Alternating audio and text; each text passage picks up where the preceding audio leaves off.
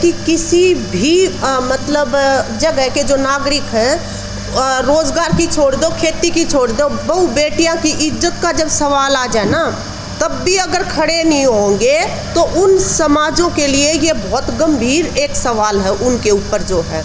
तो हम सबसे पहले उनको मौका दे रहे हैं कि वो अपनी बेटी की इज्जत की लड़ाई को ऑन करें और सामने आए नागरिकों की तरह से। और वो अगर नहीं खड़े होते हैं उस तरह से अपनी जगह पे, हालांकि ये सब जो हैं ये इन्हीं जगहों से आए हुए हैं, कोशिश कर रहे हैं तमाम जो सोचने समझने वाले नागरिक हैं।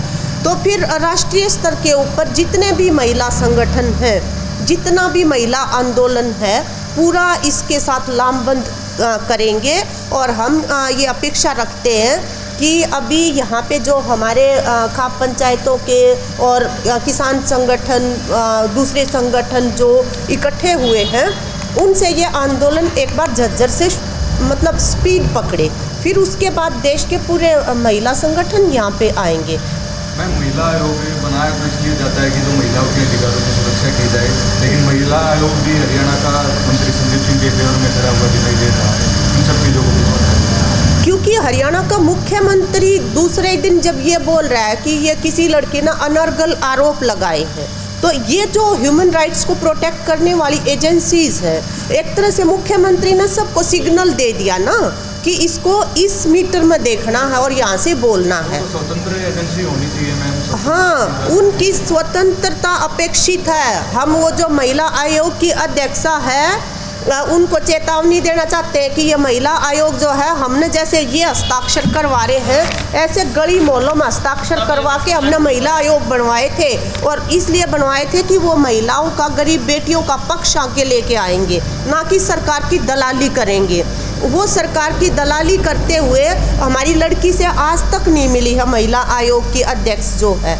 और वो अगले दिन उसने बोला कि मैं मंत्री से मेरी बात हुई है संदीप सिंह से, और उनके ऊपर लगाए गए आरोप जो है वो अविश्वसनीय लगते हैं। और कल जो है जब ये 2 मुस्लिम लड़कों की हत्या हुई है, तो वही महिला आयोग की अध्यक्षा जो है अकेली जाके वहाँ पे धूल फाकती हुई रिपोर्ट लेके आ रही है, जो कि बिल्कुल बेबुनियाद है। तो ये जो मुख्यमंत्री है, यहाँ पे जो सरकार है, वो जिस तरह से नचाना चाहते हैं इन एजेंसीज को, ये उस तरह से पावर का कंसंट्रेशन हो रहा है, और यहाँ पे बिल्कुल मानव अधिकारों के उल्लंघन का एक वातावरण बनाया जा रहा है इस तरह से, जिसमें जो जितने कमज़ोर हैं, क्योंकि महिलाएं और जो नौजवान लड़कियां हैं वो हमारे यहाँ पे सबसे मतलब कमज़ोर तबका है, तो उनको उतनी कीमत उसकी अदा करनी पड़ रही है।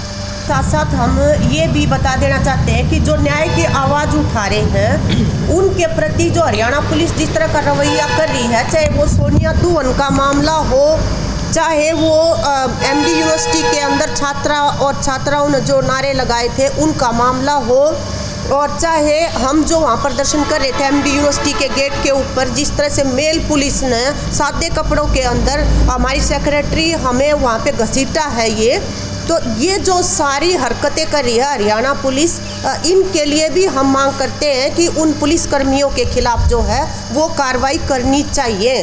26 जनवरी को सोनिया दुहन ने जो बोला था शांतिपूर्ण तरीके से वो एक सवाल कर रही थी, लेकिन किस तरह से उसका जो गुर्गा है वो स्टेज से आके उसके साथ वो किस तरह की हरकत करता है, गले में शॉल डाल के इस तरह से।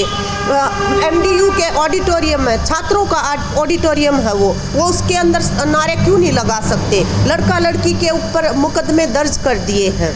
तो ये जो सारा चल रहा है इस तरह का पुलिस का रवैया, इसके खिलाफ भी हम आवाज़ उठाएंगे, और हम ये मांग भी करते हैं कि हमारी जो बहन है एथलेटिक कोच जो है शिक्षा डागर, उसको उसके मकान मालिकों से परेशान करवाया जा रहा है, उसके साथ हाथापाई तक की गई है। उन मकान मालिकों के घर पे रोज़ मंत्री का जो भाई है वो विजिट करता है, वो उनको इंस्टिगेट करता है। उसको जो वो मिली थी सुरक्षा, जो मिली थी दुर्गा शक्ति की, वो उससे छीन ली गई है वापस। वो स्कूटर पे चलती है और उसकी जो सिक्योरिटी है वो दुर्गा शक्ति के अंदर चलती है। सारे शहर के अंदर वहाँ पे नाटक होता है। जहाँ पे वो काम करती है वहाँ पे रोज़ उसके खिलाफ जो है भड़काऊ वातावरण बनाया हुआ है। जबकि वहाँ पे पॉश कानून के तहत जो है लोकल कमेटी में विभागीय अपनी जांच भी चलनी चाहिए थी, आज तक वो नहीं चलाई गई है। और ये जो एसआईटी बनाई हुई है डीजीपी हरियाणा ने जो मंत्री की डिमांड के ऊपर, इसको डिसबैंड किया जाना चाहिए, ये टोटली गैर कानूनी है। और यही जो एसआईटी है वो हमारी बहादुर बहन को आए दिन परेशान कर रही है एक तरह से। मैम, विधानसभा में जिस प्रकार मुख्यमंत्री कह रहे हैं कि इस्तीफा नहीं होगा, इससे ये उम्मीद तो जाहिर हो जाती है कि सरकार की तरफ से न्याय की कोई उम्मीद नहीं है। आगे आपकी क्या रणनीति रहेगी? क्या आपका स्टेप रहेगा, कोई प्रदर्शन वगैरह रहेगा या सीएम का हाउस घेराव रहेगा? जो विधानसभा में मुख्यमंत्री ने जिस अंदाज में और जो रिप्लाई किया है, इसका मतलब ये नहीं है कि आगे कुछ कार्रवाई नहीं होगी। लोकतंत्र के अंदर जन दबाव जो है वो जन दबाव सबसे बड़ी चीज़ होता है, और जन दबाव इस आंदोलन के अंदर बढ़ता जा रहा है। चाहे वो कैथल के अंदर महापंचायत हुई हो, चाहे यहाँ पे एमडी यूनिवर्सिटी के अंदर उसको मुख्यमंत्री को नारे सुनने पड़े हो, काले झंडे देखने पड़े हो, चाहे यहाँ पे 10 तारीख को वो करना पड़ा हो।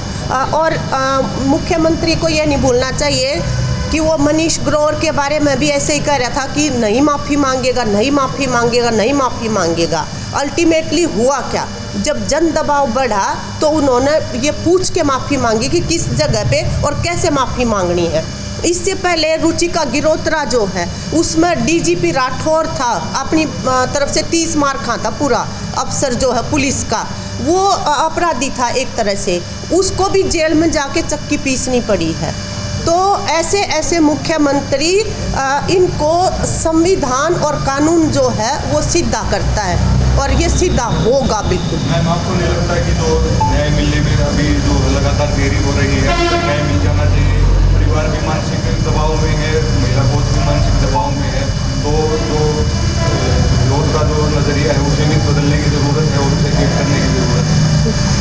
बिल्कुल, हम तो ये पहले दिन ही ये अपेक्षा कर रहे थे कि जब जिन नॉन बेलेबल धाराओं में उनके खिलाफ मुकदमा दर्ज हुआ है तो उनको गिरफ्तार करके और कार्रवाई शुरू हो जाएगी। लेकिन अफसोस है कि हमारे यहाँ पे इस तरह की सरकार बैठी हुई है जो कानून और संविधान को कुचलने में विश्वास रखती है। वो बिल्कुल ये जो उसको मंत्री बना के रखा हुआ है, पूरा अपोजिशन कहने लग रही है, पूरी जनता कहने लग रही है कि ये कानून के सिर के ऊपर पैर रखना है एक तरह से। और जिसने कानून के ऊपर सिर पैर रखने की कोशिश की है, कोई भी तानाशाह हो, उसको धूल चटाई है जनता ने, वो होके रहेगा। यहाँ मानती हैं कि सड़कों पर उतर जाना चाहिए पूरी हरियाणा की जनता को? सरकार सड़कों पे उतरी हुई है, सब जिलों के ऊपर लगातार कार्रवाइयाँ चल रही हैं।